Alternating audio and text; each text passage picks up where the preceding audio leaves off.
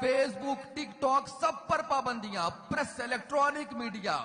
اور میں نے آج سے 1 سال پہلے کہا تھا کہ تحریک لبیک پاکستان اس میڈیا کی مجبوری بنے گی.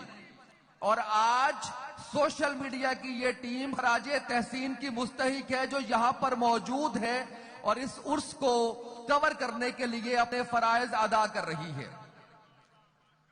اور یہ پابندیاں کبھی بھی اسلام کا راستہ نہیں روک سکتی.